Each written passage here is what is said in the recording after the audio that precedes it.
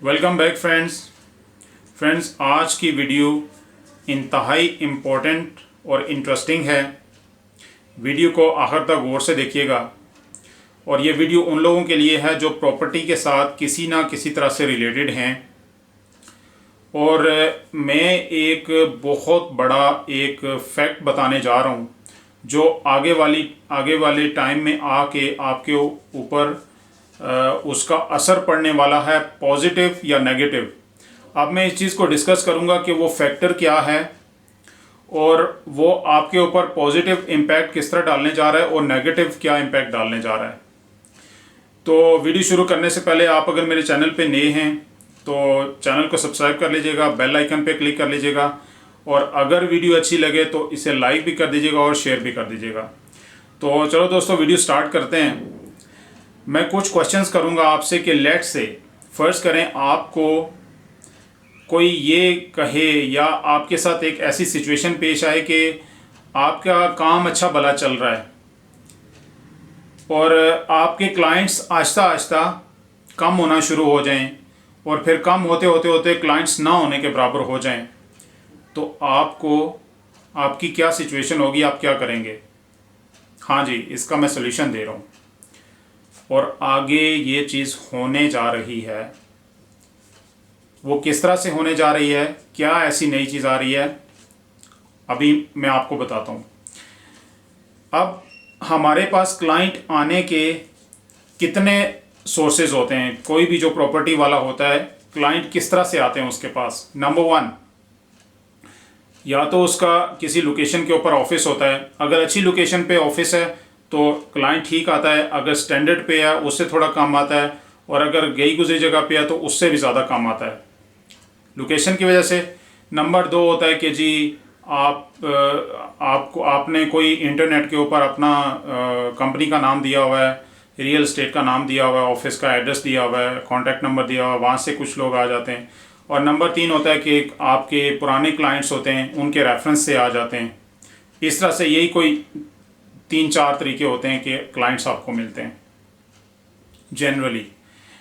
तो अब जो आगे का वक्त आ रहा है वो इस तरह का आ रहा है कि काफ़ी सारे प्रॉपर्टी डीलर्स जो हैं, काफ़ी सारे तो खैर नहीं, मतलब कुछ प्रॉपर्टी वाले उन्होंने ये काम शुरू कर दिया है कि अपना यूट्यूब चैनल बनाना शुरू कर दिए हैं।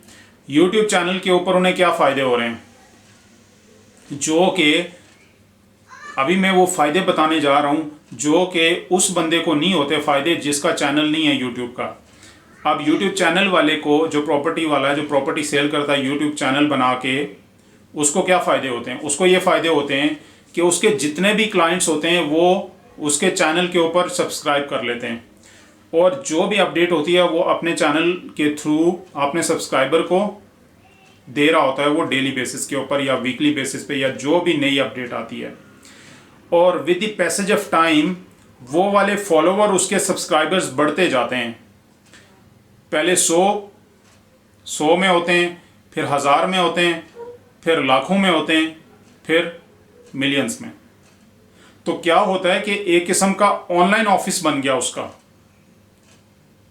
और उसका उसे ये फ़ायदा है कि अब बात यह है कि अगर एक बंदे की फ़ैन फॉलोइंग इतनी है, और दूसरा ये है कि लेट से मैं एक परचेज़र हूँ, क्लाइंट हूँ, मुझे प्लॉट चाहिए किसी भी सोसाइटी में या किसी भी जगह पे, मैं सबसे पहले क्या करूँगा, यूट्यूब के ऊपर सर्च करूँगा उसके बारे में कि वहाँ पे क्या है जी, प्लॉट का कौन कौन बंदा कर रहा है। जितने भी यूट्यूब चैनल बनाए होंगे वो सोसाइटी या करेंगे तो वो उसका नाम सामने आ जाएगा।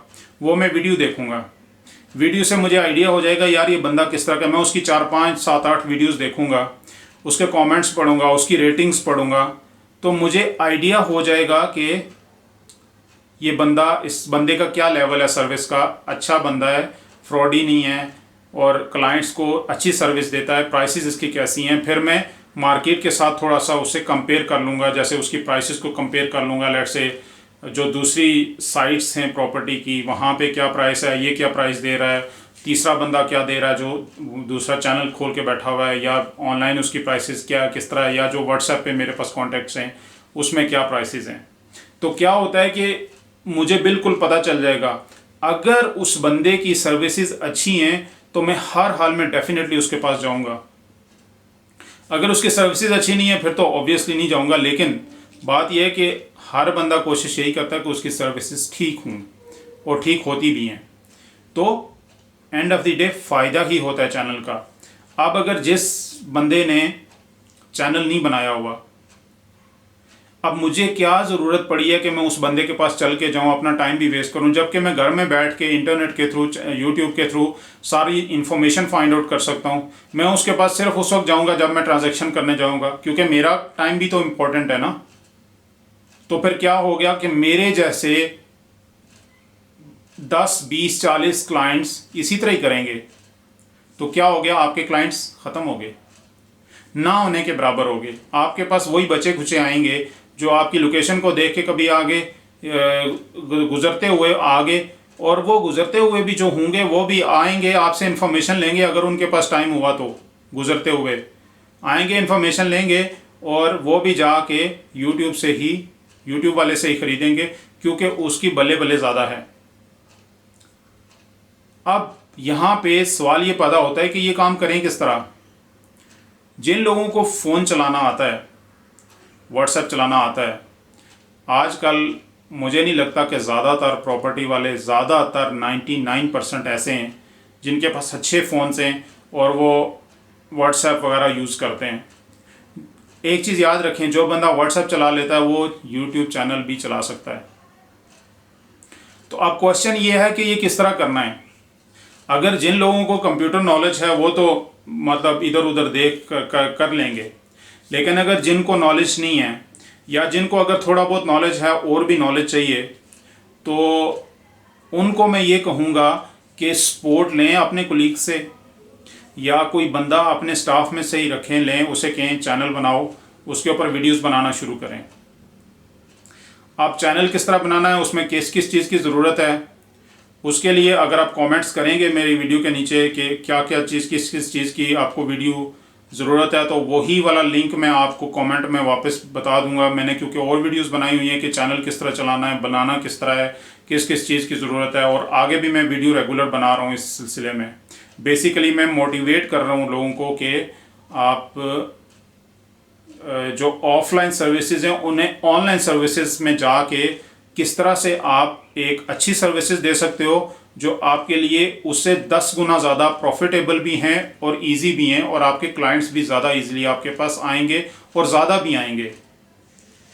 तो इसलिए मेरा ये ख्याल है कि आने वाले कुछ दिनों में, कुछ सालों में, सॉरी दिनों में नहीं सालों में, ये सारा कुछ कन्वर्ट हो के ऑनलाइन चले जाना है, और आपका ऑफिस सिर्फ वीडियो तक, ट्रांजैक्शन तक रह जाना है कि ट्रांजैक्शन होनी है, उसके अंदर डील नहीं होनी। मतलब कि जो डिस्कशन है, डील है, जब आता है क्लाइंट उसको आपने एग्री करना है अपनी सर्विस से, वो क्लाइंट नहीं आएगा।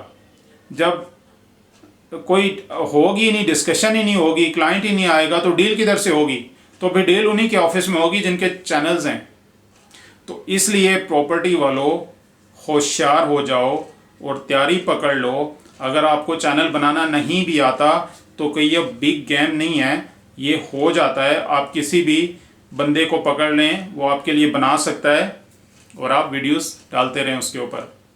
और अगर यहाँ पे मैं आप लोगों को एक फ्री ऑफ़र कर रहा हूँ, जिन लोगों को आइडिया नहीं है कि चैनल चलता किस तरह या कैसे है, वो लोग वीडियो के नीचे कमेंट्स करें, मैं उनको पूरी तरीके से जो है वो हेल्प आउट करने की कोशिश करूँगा कि मैं कौन सी वाली क्या किस तरह से उन्हें टीच करना है।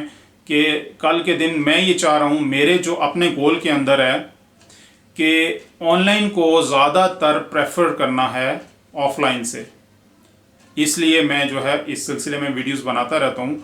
तो अगर आप लोगों को कोई भी क्वेश्चन है आप कर सकते हो, और आज तक के लिए इतना काफ़ी है। तो इंशाल्लाह नेक्स्ट एक और ऐसी ही मज़ेदार वीडियो के साथ हाजिर होऊंगा बहुत जल्द। अपना बहुत मज़ीद अच्छी वीडियोस के लिए चैनल को सब्सक्राइब कर लीजिए, बेल आइकन पे क्लिक कर लीजिए ताकि नेक्स्ट आने वाली वीडियोस आपको आसानी से मिल सकें। अपना बहुत सारा ख्याल रखिएगा। Thank you very much.